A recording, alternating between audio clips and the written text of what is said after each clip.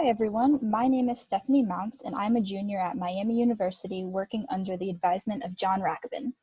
And I work on my project alongside master student Chris Emproto and fellow undergrads Madeline and Ruthie. Today I'm going to be talking about developments in my project investigating melt and micromineral inclusions found within the minerals of the Schickler Occurrence, which is a vein dike locality in Ontario, Canada. Okay, so project goals. My project focuses on the Schickler Occurrence due to the interesting and unique geology of the site. We seek to gain a better understanding of Schickler as the location of an atypical vein dike exposure and how this unique geology came to be. My research focuses on investigating fluorite and calcite melt inclusions found within Schickler apacites so that we might explain the apparent immiscibility of melt during the emplacement of the vein dike.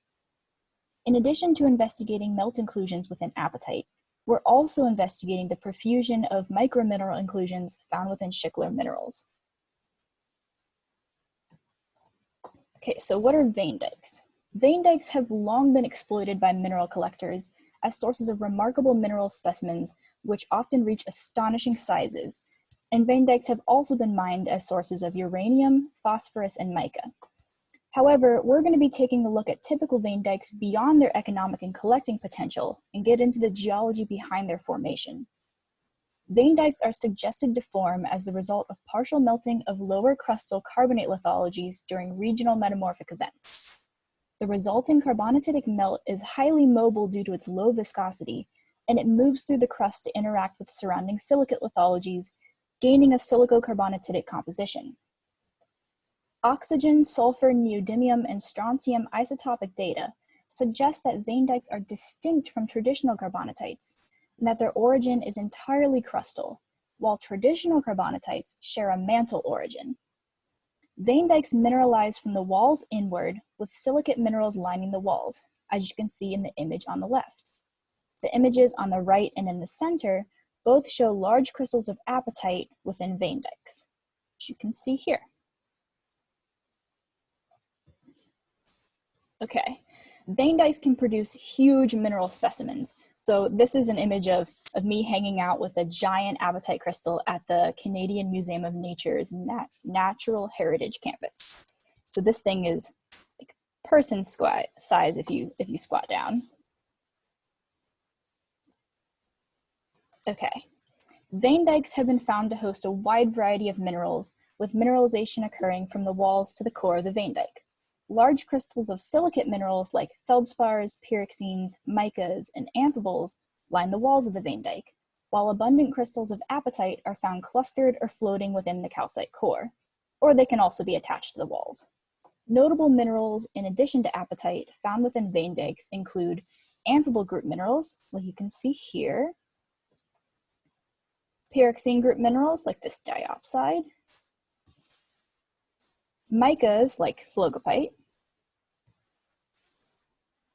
feldspars such as microcline, uranium thorium minerals like uraninite and this betaphyte,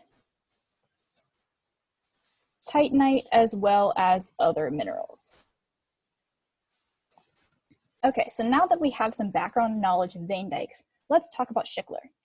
The Schickler Occurrence is a vein dike locality in Ontario, Canada, located near the town of Wilberforce. This locality is open to the public for collecting, and permission to collect at the site is obtainable from the municipal office located in Wilberforce. So this image on the left here shows a map with the location of Schickler in reference to the Great Lakes, and the cluster of the sites near Schickler is boxed in the red box we have here. And the image on the right displays this left image at a closer scale. So this is where Wilberforce is, and here we have the location of the Schickler Occurrence circled in red. Okay, Schickler. The deposits at the Schickler Occurrence are incredibly interesting due to the significant presence of fluorite. Instead of the core of the vein dike being mainly comprised of calcite, as in typical vein dikes, the core of the vein dike at Schickler is comprised of segregated bands and clumps of calcite and fluorite. So the diagram that we looked at previously, I've modified it here to illustrate the significant presence of fluorite. But why is the presence of fluorite interesting? The presence of such a significant amount of fluorite is very atypical for vein dikes due to the crustal origin of the melts that produce these formations. No normal crustal rocks contain enough fluorine to produce the fluorite present at Schickler. So where did all this fluorine come from? And currently, we don't know exactly how the melt came to contain enough fluorine to cause what we see at Schickler, but it's hypothesized that a mantle source may have been involved. We see many examples of carbonate melts occurring in nature, such as the carbonate magma lake present in Africa, but the presence of a naturally occurring fluorite melt at Schickler is incredibly unique and interesting. Not only do we see the presence of fluorite within the vein dike core at Schickler, we also see fluorite present as melt inclusions within the apatite crystals. So what are melt inclusions? Melt inclusions are globules of melt that become trapped within a host crystal, which is apatite in this case, as the host crystal grows around them. Melt inclusions are incorporated into the host crystal as a complete melt, which then crystallizes inside the host crystal with cooling. Melt inclusions can be identified by their distinctive rounded or globular morphology. So the apatite crystals shown here in these images contain rounded melt inclusions of orange calcite. However, at Schickler, apatite crystals also host melt inclusions of fluorite, which leads to our discussion of immiscibility. This simple diagram demonstrates the basic process through which a melt inclusion is formed.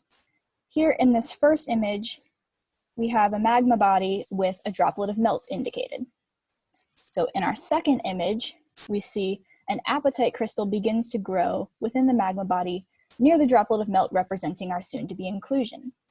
And as time progresses into the third image, we can see that the apatite crystal has grown to basically fully encapsulate the melt globule that we have.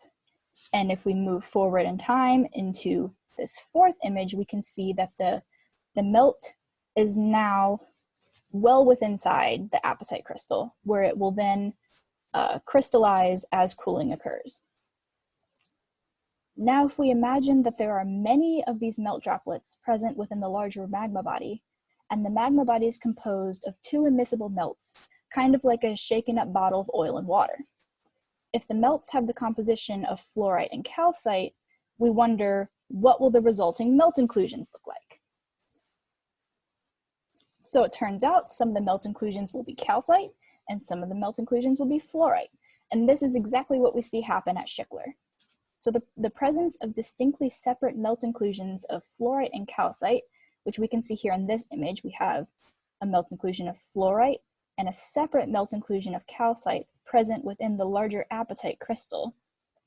And this distinct separation of different melt inclusions of calcite and fluorite suggests that we have immiscible melts.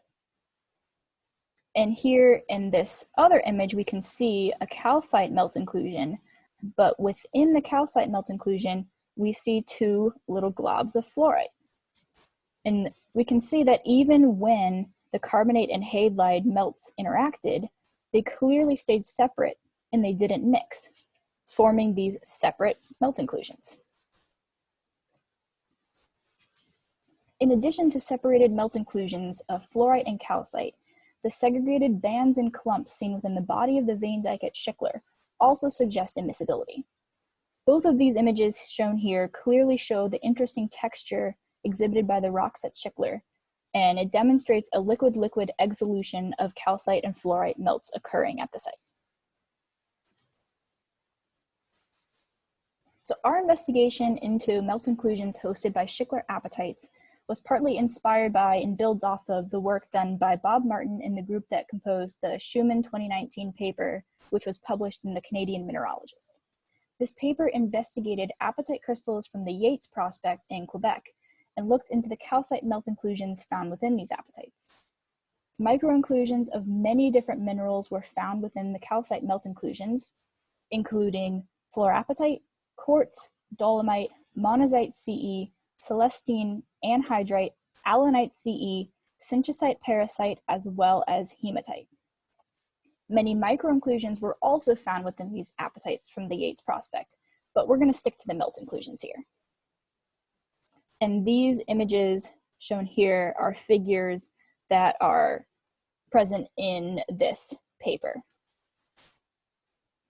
You can see all the fun inclusions present. Okay, investigation into apatite crystals from the Schickler occurrence has shown that both calcite and fluorite melt inclusions exist at this locality. But the fluorite melt inclusions are by far the best examples that we've found. Within the fluorite melt inclusions, other micro-inclusions can be found, and they often cluster along the border between the fluorite and the apatite, which we can see here. And these micro-inclusions have been identified through analysis to be pyrite, thorite, uraninite, and synchesite CE. And ongoing research will show if additional minerals can be found within these fluorite melt inclusions. But as we can see so far, they look pretty cool. In addition to investigating the melt inclusions within Schickler apatites and the minerals they contain, work has also been done looking at micro-inclusions within apatite, calcite, fluorite, albite, and augite collected from Schickler. And continued work is necessary in order to better characterize and understand these inclusions, but a wide variety of micro-inclusions have been found in each of these minerals. So a large number of different micro-inclusion phases have been found within the apatite from the Schickler occurrence, including uraninite, thorite, thorianite, pyrite, yttriolite Y, calcite, allanite CE, quartz, rare earth silicates, as well as rare earth fluorocarbonates. And we can see in this SEM image here that the apatites from the Schickler occurrence are absolutely chock full of micro-inclusions. And this is in addition to the melt inclusions that are present. Okay, so calcite from Schickler hosts inclusions of yttriite Y, rare earth fluorocarbonates, and chlorine-rich hydroxyl bastnasite, which we can see in this image here. That's what we found so far in the calcite. As for the fluorite, micro-inclusions of yttriite Y, synchesite, and rare earth phosphates have been found. And we can see that the inclusions that are present within the fluorite are very, very small, on the order of 0.5 to 2 microns in size. And we can also see that there are not a lot of them. And ignore the horrible polish on this fluorite. It did not take well to the polishing process. Okay, as far as inclusions within albite and augite, within albite we find phlogopite, titanite, and we can also see exolved domains of alkali feldspar, which is what you can see in this image here. And with the augite, we have found inclusions of fluorite, allanite CE, quartz, and a pargasite group mineral. And we can see an image of an inclusion within the augite here.